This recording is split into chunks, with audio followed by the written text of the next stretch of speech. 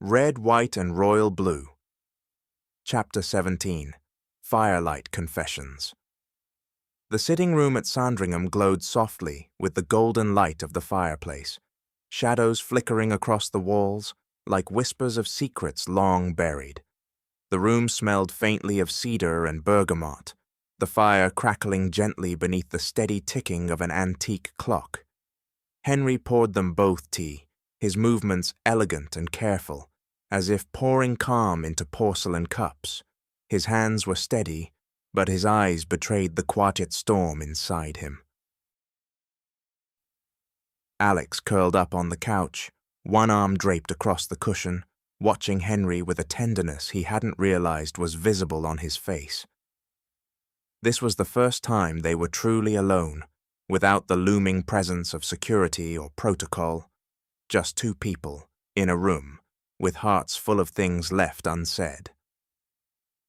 "I thought it would feel strange," Alex said quietly, voice soft as the firelight.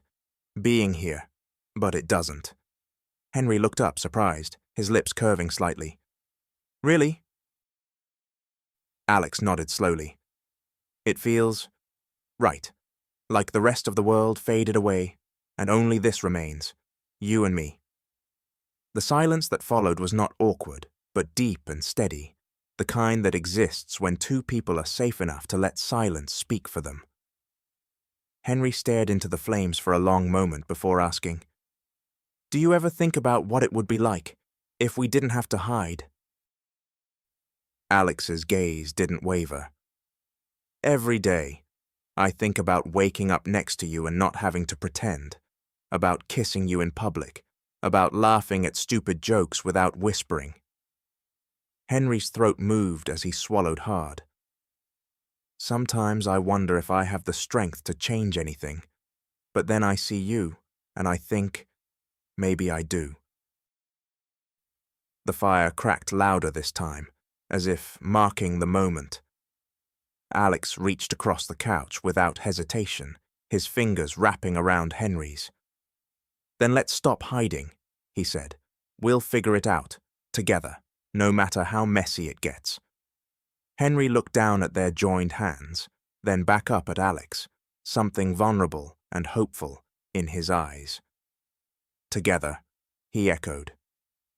In the quiet that followed, their decision hung in the air between them, fragile, bold, and burning with promise. It was brighter than the flames. Red, White, and Royal Blue, Chapter 18. Before the dawn, the night wore on, stretching into quiet hours, filled with soft conversation, stolen touches, and lingering glances that said more than words ever could.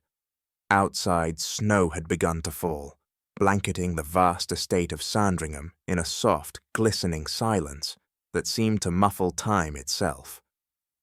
Alex and Henry sat side by side on the window seat, a thick woolen blanket draped over their legs.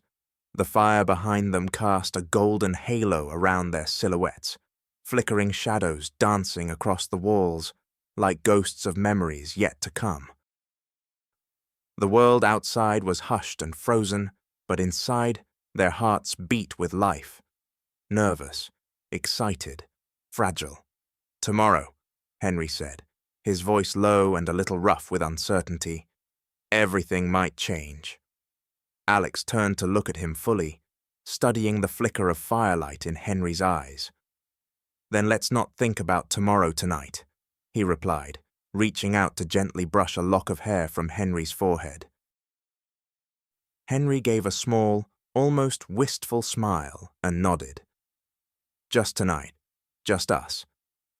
He leaned his head against Alex's shoulder, and Alex wrapped an arm around him instinctively. The closeness, the comfort, it was a quiet rebellion against the expectations that awaited them beyond these walls. They talked in whispers, voices low like they might disturb the delicate stillness around them. They spoke of memories, fears, favorite songs, and childhood dreams. Laughter came softly, threading through the tension like warm light through cold glass. "I used to imagine this," Henry confessed after a long pause. Not the snow, or the fireplace, or even this house. Just being seen, being loved, without hiding. Alex tightened his hold just a little. You deserve that. We both do. The fire crackled behind them, and snow continued to fall in lazy swirls outside the window. The night deepened, and time lost meaning as the weight of possibility settled around them. They sat there, hearts beating in sync, a silence of understanding stretching between them. As they watched the snow fall, there was no fear in their eyes, only hope. Two souls daring to believe that maybe, just maybe, the world could be kinder at sunrise,